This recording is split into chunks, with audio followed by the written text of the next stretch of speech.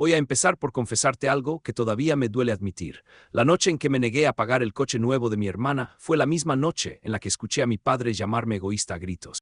Fue también la noche en la que decidí alejarme para siempre. Si me hubieras conocido entonces, a mis 26 años, habrías pensado que mi vida era relativamente tranquila. Tenía un trabajo estable, una vida independiente en la ciudad, pagaba mis cuentas y ayudaba a mi familia cuando podía. Pero lo que se veía por fuera no decía nada de las grietas que se formaban desde hacía años en nuestra relación, pequeñas fracturas que solo yo sentía y que, con cada favor no reconocido y con cada gesto de desdén, se hacían más y más profundas. Es extraño pensar que el detonante de todo fue una comida familiar en honor al cumpleaños de mi madre. Habíamos comido juntos tantas veces alrededor de esa mesa de madera en la casa donde crecimos, y yo llevaba automáticamente una sonrisa en la cara, aunque por dentro masticara una mezcla de irritación y tristeza. Mi padre estaba allí, tan serio como siempre, con su mirada crítica dirigida hacia mí y su expresión enternecida cuando miraba a mi hermana Brenda, la favorita de la casa. Ella lucía impecable, como de costumbre, sin una sola preocupación que le arrugara la frente. Yo, en cambio, me sentía como un accesorio incómodo en esa escena, a pesar de ser yo quien se había esforzado por mantenernos a flote con mis aportaciones económicas. La noche empezó como siempre. Risas moderadas, comentarios sobre el trabajo de Brenda en la boutique, donde atendía a mujeres que compraban bolsos que costaban más de lo que yo ganaba en una semana, y algún silencio incómodo cuando alguien mencionaba lo difícil que estaba la economía.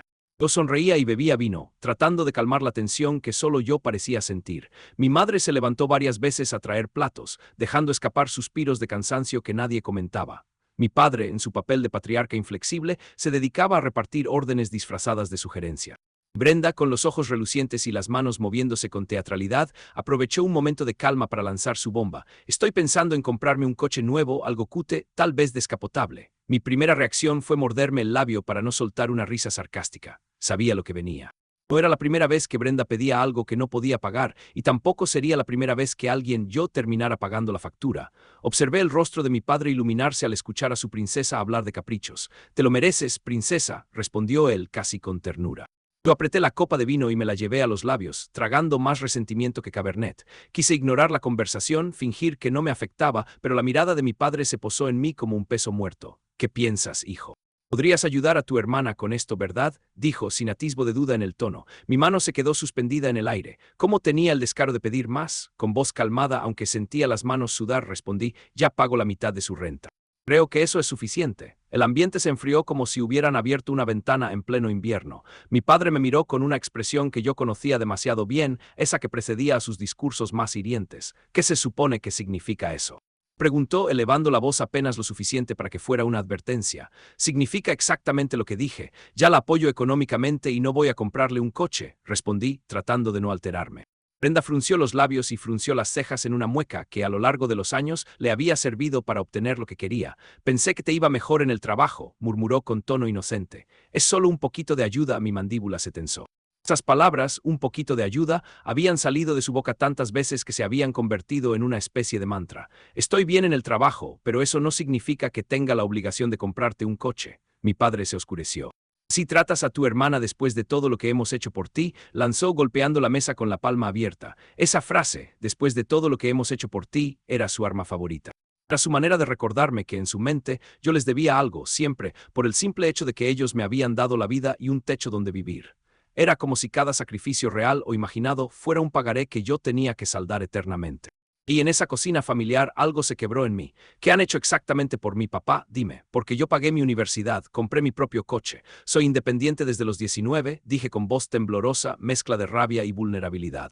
Mi padre me miró como si no pudiera creer lo que escuchaba. «¿Eres un desagradecido?». «No, no soy desagradecido. Estoy cansado. Cansado de que me traten como un cajero automático mientras actúan como si Brenda fuera demasiado frágil para mantener sola su propia vida». Sus ojos se llenaron de una furia que conocía bien. «Porque ella es mejor que tú», gritó, golpeando la mesa de nuevo. Las palabras se quedaron flotando en el aire, más pesadas que cualquier cucharón o plato. Mi madre soltó un pequeño gemido, como si alguien le hubiera clavado una aguja en el corazón.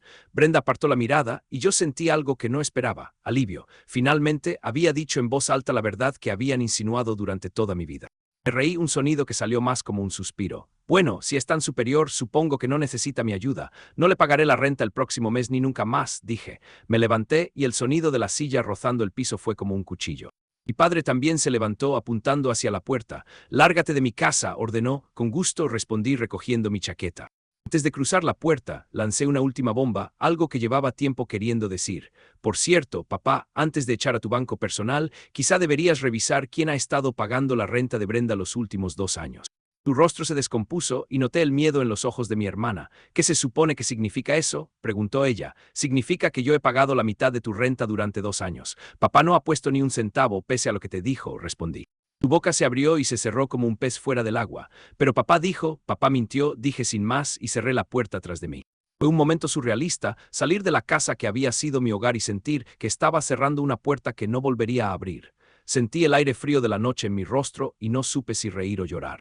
Caminé sin rumbo durante un rato, repitiéndome en la cabeza las palabras «ya no más renta, no más favores, no más fingir que todo estaba bien». Regresé a mi departamento con una mezcla de liberación y miedo. ¿Qué pasaría ahora? ¿Cómo reaccionarían? No tuve que esperar mucho para saberlo. 3 días después, mientras estaba en mi escritorio, sonó mi teléfono. Era un número desconocido. Contesté y al otro lado escuché una voz burocrática. «Buenas tardes, le llamamos del banco para informarle sobre una situación con su vehículo». Al principio pensé que era una broma. «¿Mi vehículo? ¿Qué pasa con mi coche?», pregunté. «Hemos iniciado el proceso de reposición. El pago de su préstamo está atrasado 6 meses», me explicó la persona con tono mecánico. Sentí un vértigo en el estómago. «Disculpe, yo no tengo ningún préstamo». «Mi coche está pagado desde hace años», dije. «Según nuestros registros, usted firmó un préstamo con su coche como garantía hace 6 meses. ¿Desea ver la documentación?». Mi mente se quedó en blanco. No podía ser. «Claro que sí», respondí. Me enviaron un correo con los documentos adjuntos. Abrí el archivo y sentí el corazón salirse de mi pecho. Allí estaba mi nombre, mi dirección, mi número de seguro social y una firma que era una réplica casi perfecta de la mía. Era como verme a mí mismo en un espejo distorsionado. Mi padre había falsificado mi firma para obtener un préstamo usando mi coche como aval. Me sentí violado. Esto no era simplemente pedir dinero prestado o manipular emociones. Era un delito. Era mi identidad, mi propiedad, mi vida siendo utilizada como si fuera suya.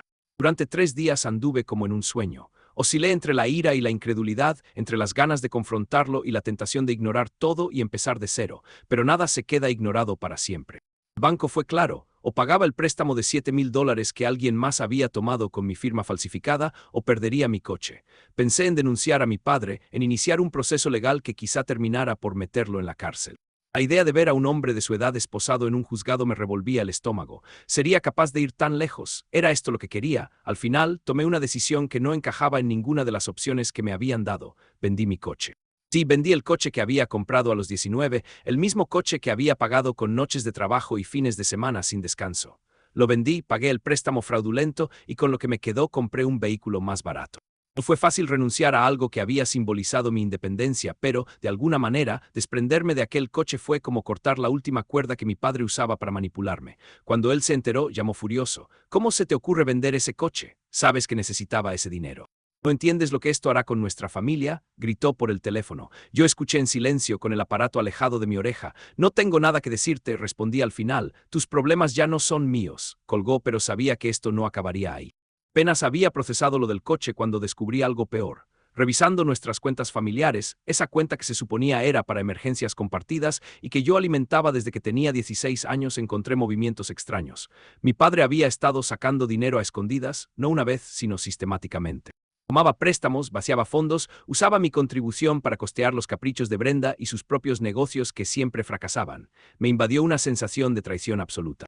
Esa cuenta había sido presentada como una forma de ahorro familiar, pero se había convertido en una bolsa sin fondo para sus aventuras y los zapatos de mi hermana. No dudé. Fui al banco, retiré cada centavo restante, exactamente $7,853, y cerré la cuenta.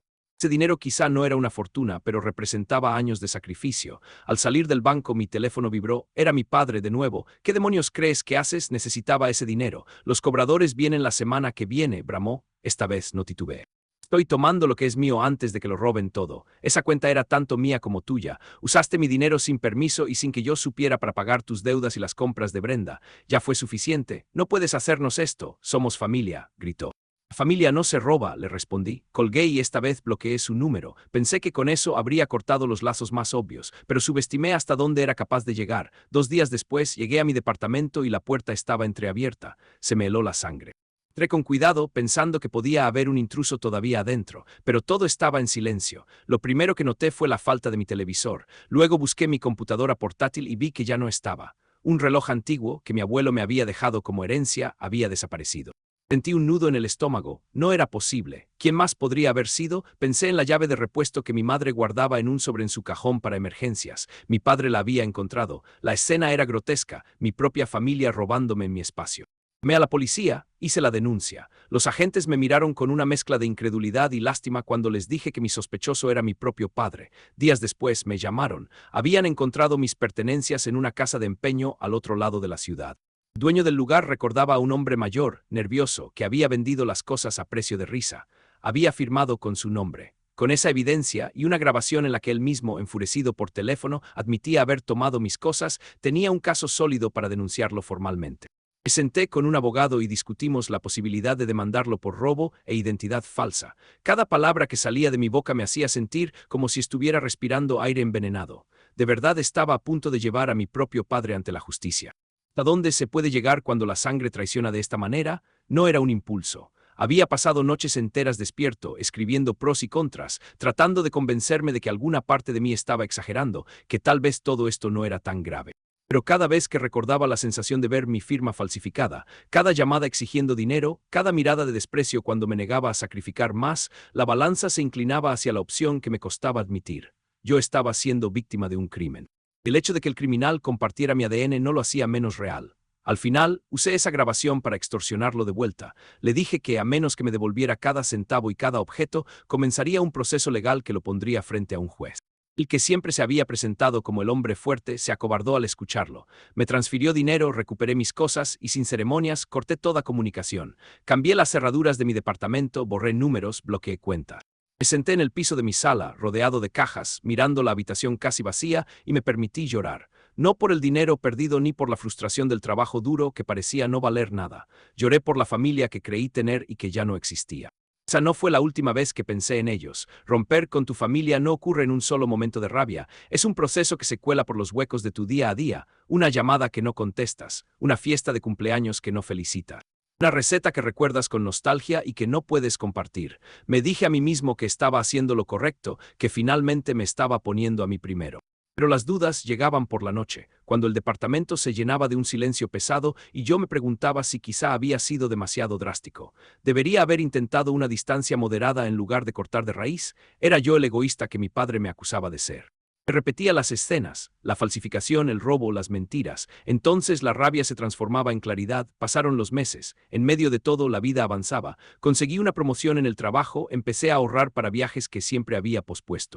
Salía con amigos que me escuchaban sin juzgar y que, al contrario de lo que creía, no me veían como un monstruo por haber dicho basta. Un día, mientras me preparaba un café, recibí un correo electrónico. El remitente, Brenda. Mi corazón se detuvo por un segundo. Dudé si abrirlo. Curiosidad ganó, el mensaje era breve y sin embargo pesaba más que cualquier ancla. Estoy embarazada, él se fue, necesito ayuda, somos familia. Me quedé mirando esas palabras, somos familia, como si fueran de un idioma desconocido. Durante años, esa frase me había atado a promesas que no eran mías. Parte de mí, una parte condicionada por décadas de educación y culpa, quería ir corriendo, abrazarla, darle dinero, resolverle la vida. Otra parte, la que se había ido fortaleciendo en los últimos meses, reconocía el patrón. Ya en crisis, yo en el rescate. La misma maniobra, otra excusa. Cerré el correo. Lo dejé sin responder durante días. Caminaba por mi sala, hablaba conmigo mismo, imaginaba conversaciones. Reflexioné sobre la vida que había empezado a construir lejos de ellos. Al final, marqué el correo como spam. No me sentí orgulloso, tampoco me sentí cruel, me sentí aliviado y sí un poco vacío. A veces, tomar distancia no significa dejar de sentir, sino aceptar que no puedes ser el salvavidas de quien te hunde. 3 años pasaron desde aquella pelea en el cumpleaños de mi madre. Mi vida se transformó, me mudé a un departamento con vista a la ciudad, me ascendieron 2 veces, viajé a Roma, a París, a lugares que durante años habían sido solo un sueño. Celebré cumpleaños en la playa y navidades en casa de amigos que se habían convertido en mi familia elegida.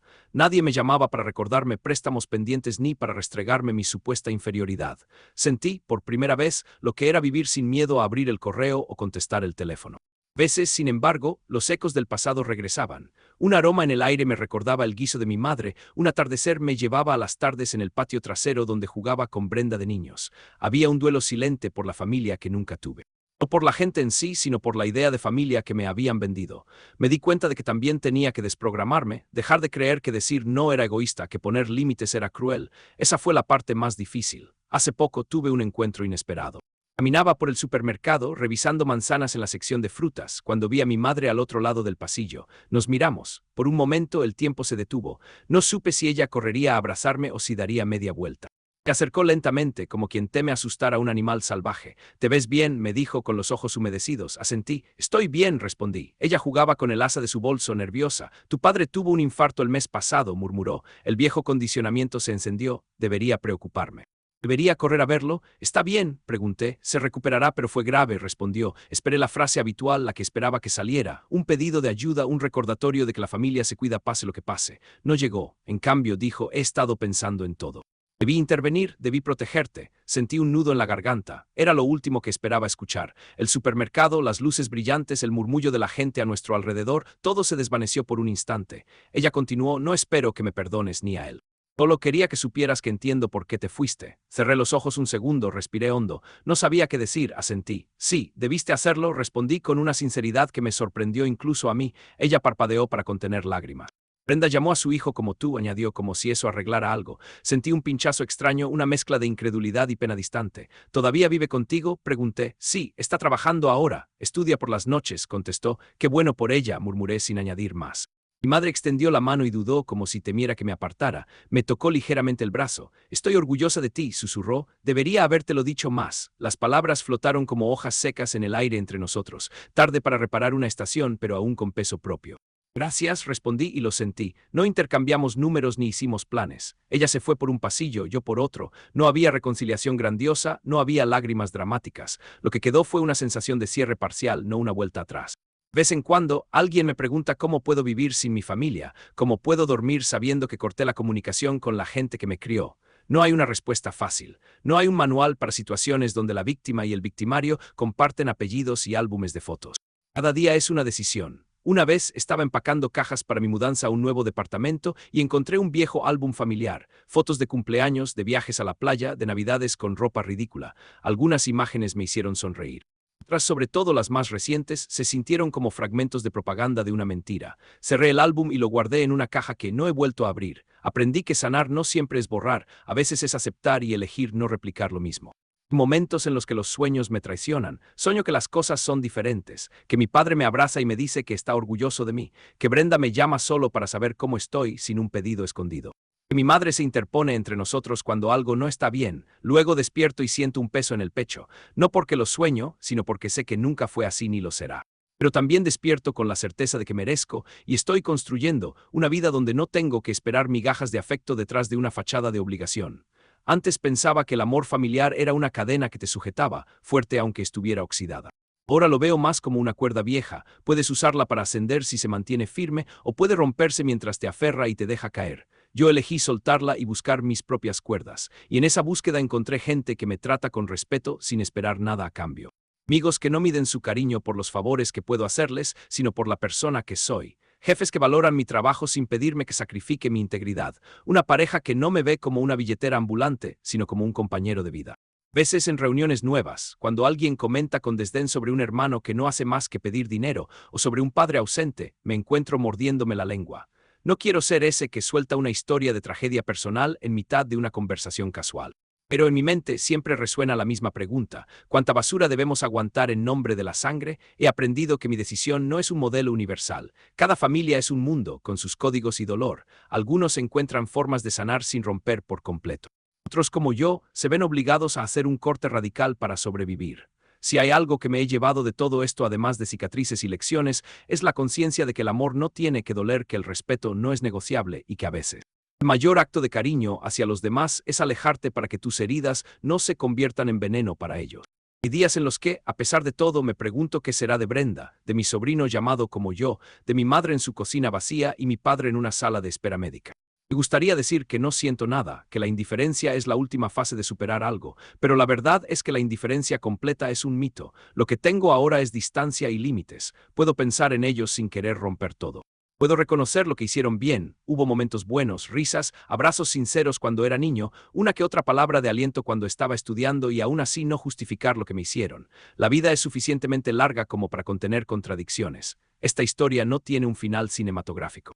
Hubo una escena en la que todos nos abrazamos y lloramos mientras una música melodramática sonaba de fondo. Tampoco hubo una venganza espectacular donde todos sufren y yo salgo victorioso en cámara lenta. Hubo conversaciones tensas, decisiones dolorosas y un silencio prolongado lleno de ecos. Hubo noches de insomnio y días de paz. Hubo terapeutas, amigos pacientes y mucha reflexión. Y sobre todo, hubo un momento en el que me miré al espejo y reconocí que nadie vendría a salvarme, que nadie iba a ponerse en mi lugar y decir ya basta.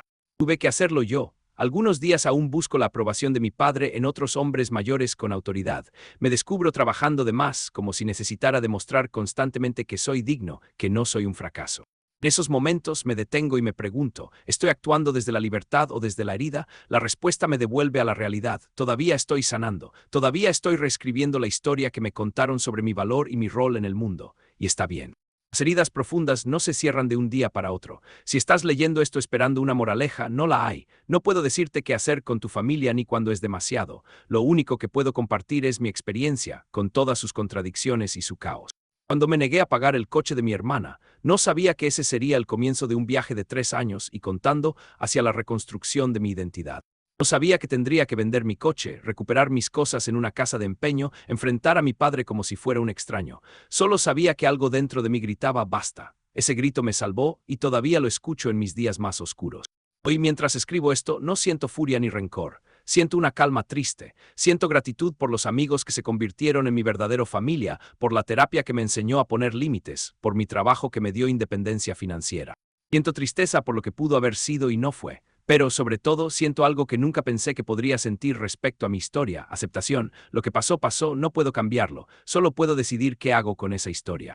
Yo decidí contarla, con la esperanza de que, quizás, alguien que lea esto se sienta menos solo, porque no hay nada más liberador que saber que tu valor no lo determinan quienes te subestiman, sino tú mismo.